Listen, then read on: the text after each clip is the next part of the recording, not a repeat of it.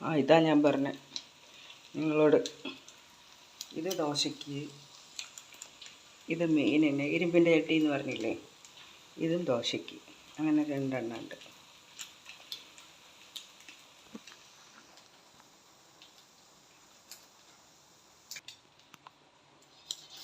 അപ്പോൾ 2 ചട്ടി ദോശയ്ക്ക്, 2 ഇരുമ്പിൻ്റെ ദോശക്കല്ല് അല്ലേ, 2 ഇരുമ്പിൻ്റെ ദോശക്കല്ല്.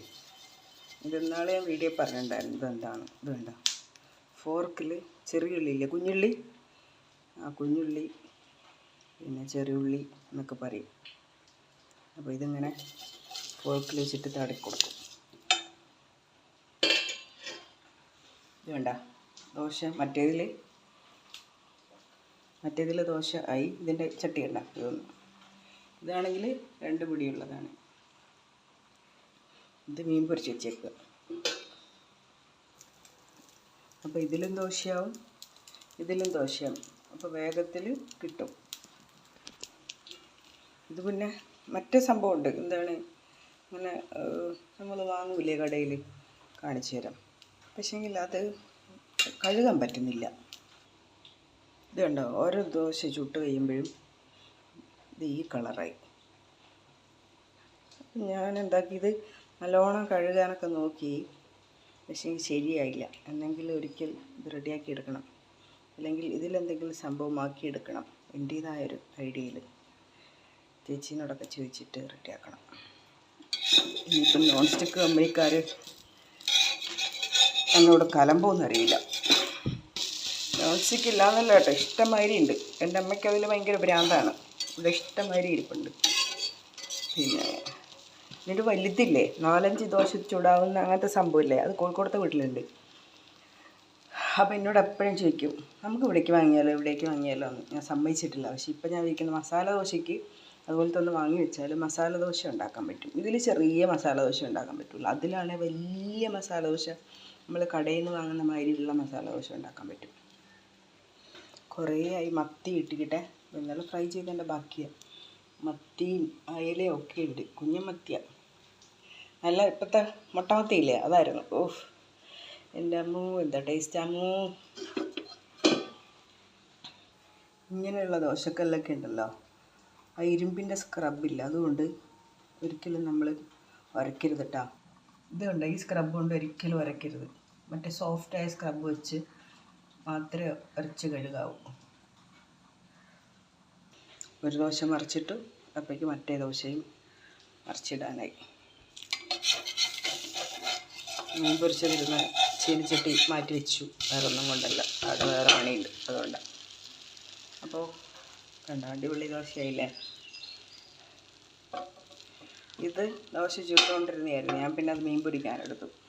ഇത് മുകളിൽ ഇത് മാറ്റിയിട്ടേക്കായിരുന്നു, എന്നിട്ട് ഞാൻ വൃത്തിയാക്കി എടുത്തതാണ്. ഇത് രണ്ടും ഒരുപാട് കാലമായി, വർഷങ്ങളായ സാധനം തന്നെയാണ്. ദോശ ചുട്ട് കഴിയുമ്പോൾ എന്താക്കണം, ഇത് വെള്ളം ഒഴിച്ചിടണം. വെള്ളം ഒഴിച്ചിടുമ്പം ഏകദേശം അതിൽ ഒട്ടിപ്പിടിച്ച് കഴിഞ്ഞാൽ ഇളകിയിരിക്കും. അപ്പോൾ മറ്റേ സ്ക്രബ് കൊണ്ട് ഒഴിച്ച് കഴുകുമ്പോൾ നമുക്ക് വേഗത്തിൽ വൃത്തിയാക്കാൻ പറ്റും. അല്ലാണ്ട് ആ ഇരുമ്പിൻ്റെ സ്ക്രബ് കൊണ്ട് കഴുകരുത്, അപ്പോൾ മോശമായിപ്പോകും. ഞാനെപ്പോഴും അത് കോഴിമുട്ട ബുൾസൈ അല്ലല്ലോ അതിനൊക്കെ പറയൽ,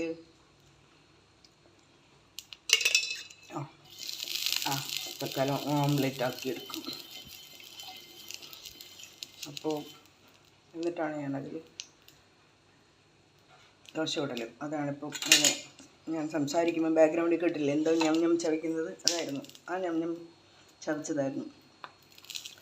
ഒരു മുട്ട പൊരിച്ചപ്പോൾ പ്ലാസ്റ്റിക് മാതിരി ഒരു സാധനം വന്ന്, പാമ്പിൻ്റെ കൂടെയൊന്നുമല്ല. അപ്പോൾ ദോശ ഇടാൻ പഠിച്ചല്ലോ. ഇതാണ് ദോശ കേട്ടോ.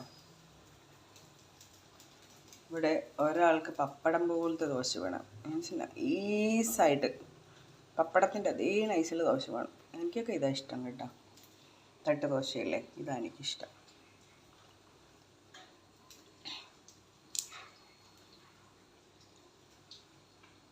അടിപൊളിയല്ലേ?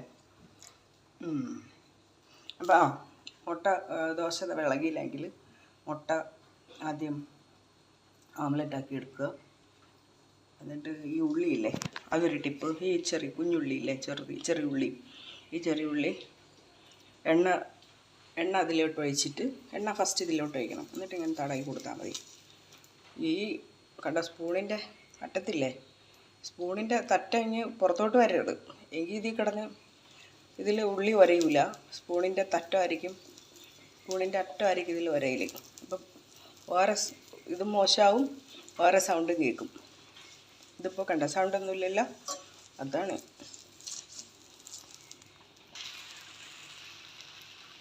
അപ്പോൾ ഒരു ദോശ ഇവിടെയായി. ഞാനങ്ങനെ കാണിക്കുന്നത് എന്താണെന്നറിയോ, ഞാൻ പഠിച്ചെടുത്തൊരു പെണ്ണുണ്ട്, ആരെന്ത് പറഞ്ഞാലും പറയും ചുമ്മാ വിടായി എന്നറിയും.